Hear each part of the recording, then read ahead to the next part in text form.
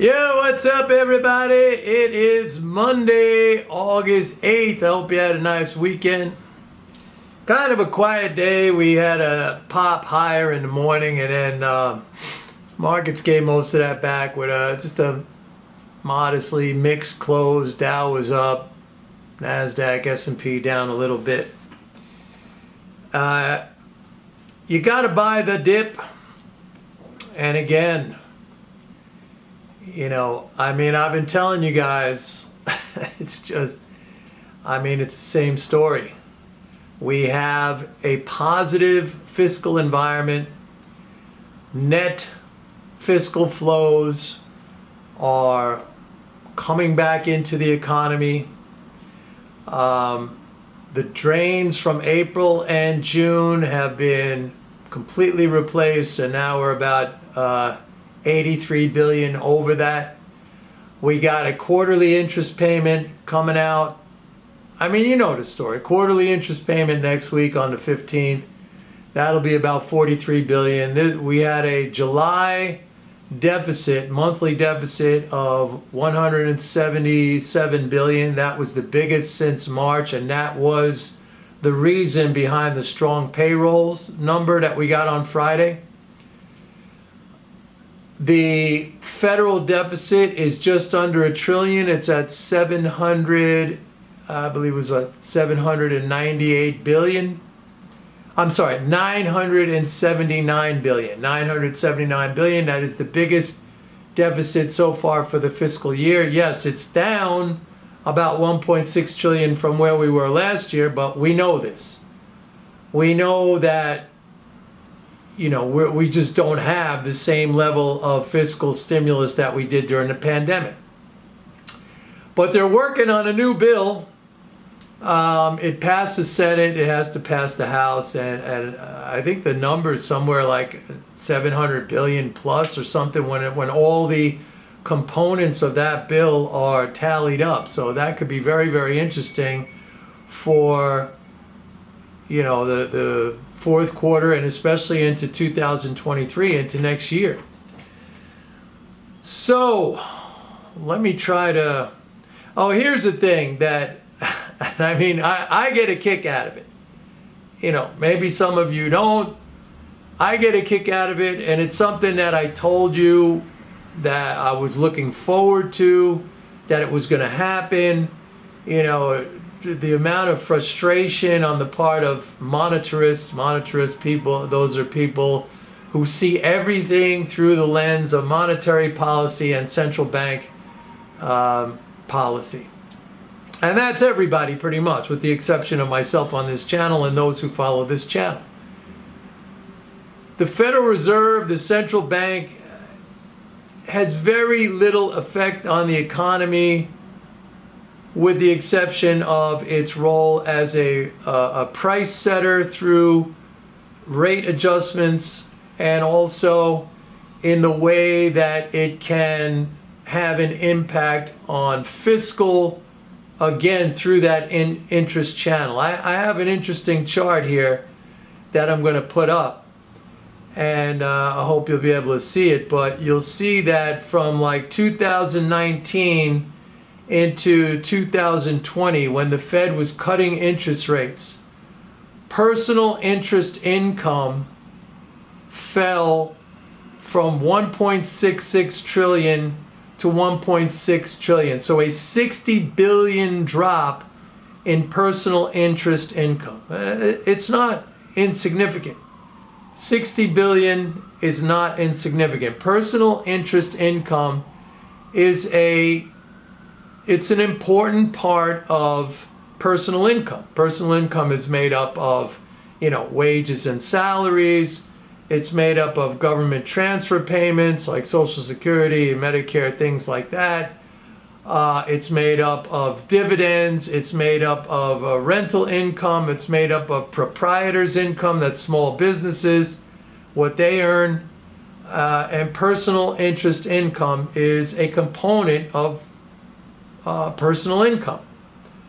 So it dropped when the Fed was cutting interest rates. It dropped from 1.66 trillion to 1.6 trillion. But then as interest rates started going back up, and particularly when the Fed started raising interest rates this year, it went from 1.6 trillion to 1.75 trillion. 150 billion increase in personal interest income. That is a big number. So, like, the reason I'm pointing this out is because all you ever hear, with the exception of when you come here to my channel, all you ever hear is how interest rates are negative and bearish for the economy. That's all you ever hear. And again, what I try to do here in helping you to understand these things is that there's two sides to every situation. There's two sides to inflation. There's two sides to interest rate adjustments, all this stuff. So what happens is, yes, when interest rates go up, the cost to borrowers and the cost to debtors goes up. But that is offset by the rise in interest income that is paid to savers and creditors. So again, it is an income redistribution. I mean, we just gained, and by the way, this is just getting going right now.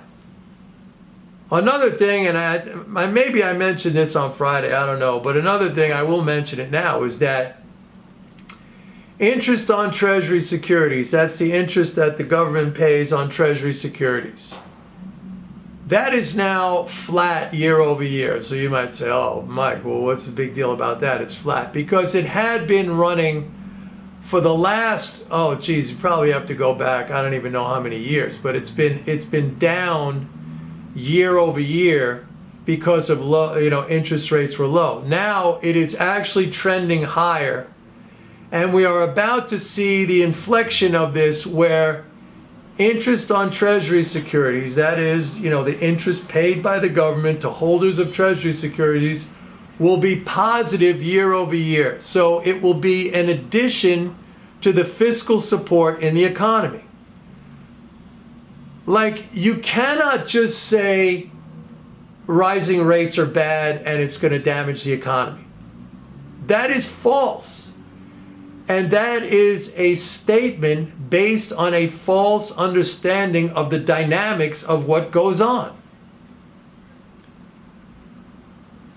You have to take into account the additional income being paid into the economy, since the government is a net payer of interest. And by the way, I've mentioned this many times that because the Fed has to pay interest on reserves, it's now going to add 75 billion, and it's not done with its rate hikes. I mean, right now at 2.25% on the Fed funds rate, you're talking about a 75 billion injection of free money basically to the banks and financial institutions. Anyone who's holding reserves. The Federal Reserve banks are going to see an increase 75 billion just based on where we are right now, where the policy rate is right now. And they're going to go up again. I mean, they're going to go up, they just do whatever. People are screaming. The monetarists are saying, oh, you got to go up because you had 500,000 new jobs created. So you got to raise the interest rate. It's cockamamie stupid. But Friday I did a whole thing. I said that only monetarists can look at really good economic news and construe that as a negative, as something terrible, and they panic out and they sell stocks. Like, again, I told my people to buy the dip today. Like, we opened higher probably on short covering. The other thing is that I'm seeing a lot of commentary with the slant or the angle about the frustration right now on the part of traders. Goldman put out a thing.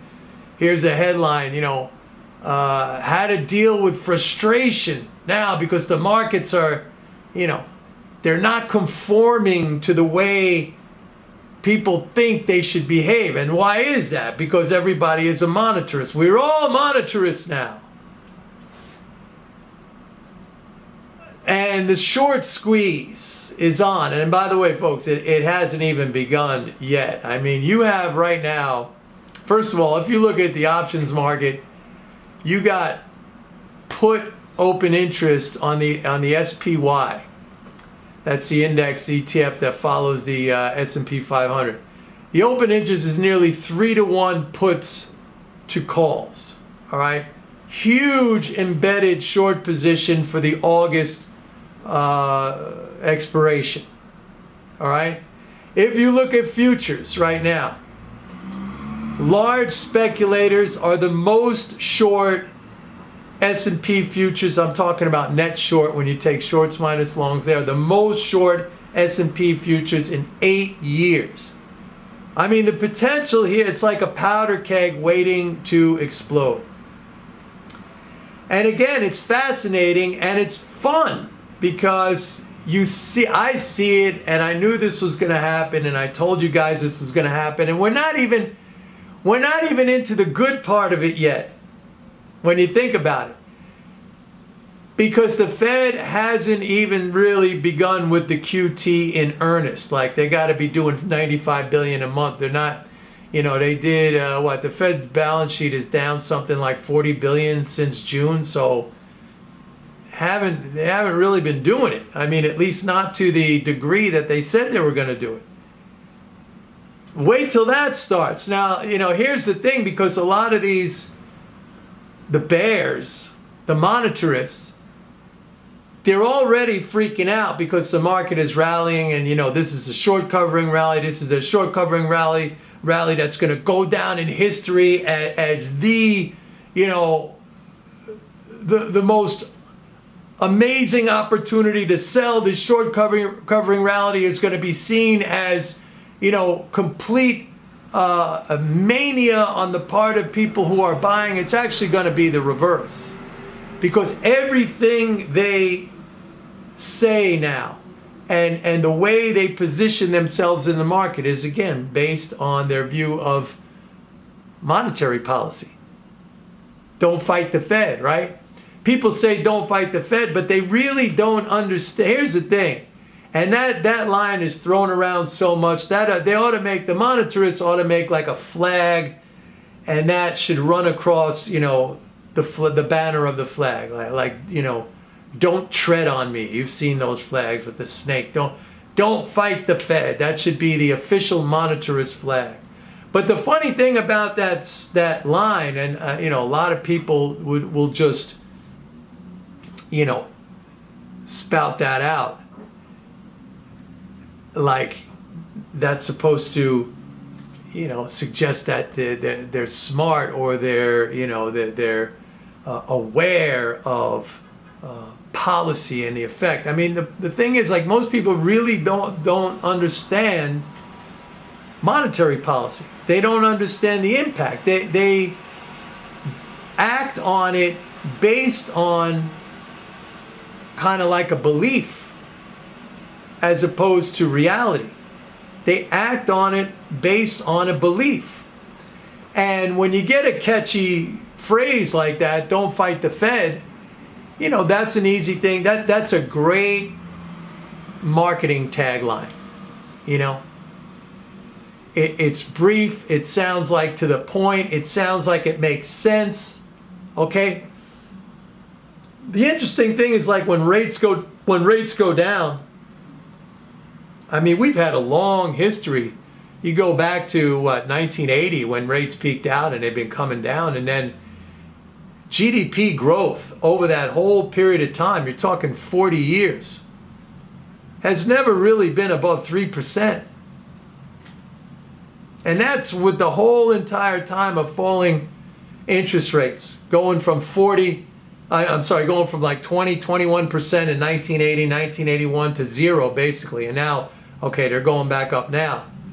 But that whole entire decline, we get 3% economic growth, wage growth for the average worker, labor's share of GDP has just been going down and down and down. That means if you're just a worker, the harder you work and the more you produce, the more productive you are. You would think like that would translate to you as more you'd get more of that product. Maybe not necessarily that physical product, but wages, salaries that would allow you to go out and buy more of what you produce. It's just been going down. So, but you never hear anything about that. When they cut the rates, everybody's like, oh, that's fantastic, that's wonderful, that's bullish, don't fight the Fed. But in fact, it's a drain. That chart I showed you before, you saw where rates were coming down. That took away 60 billion in a short period of time. And now, in an even shorter period of time, we've added like 120, 150 billion through the rate increases, and it hasn't even really started to trickle through. And when it does, that personal interest income is going to be a bigger and bigger percentage of overall personal income. And that's not going to translate into slower personal consumption. I mean, people depend on that interest income to live, to spend. That's that's like a check being sent out to people. And they use that. So, but it's complete, that side of the equation is completely ignored. Right? People will just spew out, like rote, interest rate increases are damaging to the economy without even considering the other side. So I've said it so many times, I don't focus on monetary policy whatsoever. I mean, I look at it in amusement, really, because there's really only one way that the Fed can damage the economy. And that would be if it dumped trillions and trillions of reserves onto the banks, very quickly, to the point where it would put the banks into technical insolvency. That could be a problem. And that would still not even be a problem that couldn't be fixed with the proper fiscal response. But this idea that, the Fed raises 50 basis points or 75 basis points and we're at a 2.25% rate or a 3% rate, that's going to damage the economy when they're at the same time we're adding so much more personal income through that interest channel. Like, why do people think it's okay? Let's just not think about that part. Maybe it's from their own personal experience. Oh, I got to pay more on my credit card, or my adjustable rate mortgage went up. I can understand that. But that's a fallacy of composition. Don't think that because what's happening to you necessarily equates to the picture in the aggregate, in the total picture. There's people getting more money off of that now. It all stays the same. It just gets redistributed around. The thing you have to put out of your head is to constantly think that this is something terrible and bad. Let the others think like that. Take advantage of it. Now, some of you have been emailing me to sign up for my report. I got another link that you can go through to do that, because you've been telling me there's some problems with the website. I got to figure that out. But just email me at mnorman@pitbulleconomics.com and I'll set you up. You need to understand this stuff. If you understand this stuff, like I said, knowledge is power. You'll calm down. You'll be confident. You'll know what all these things mean and how they affect the economy. You're not going to run around like a chicken with your head cut off, like all these people screaming and hysterical because of monetary policy, and that's the only thing they look at, and it's the only thing they think they understand, but they don't really understand it at all. Come on, people. You're smarter than this. You're better than this. Move to a different level. See you tomorrow. Bye.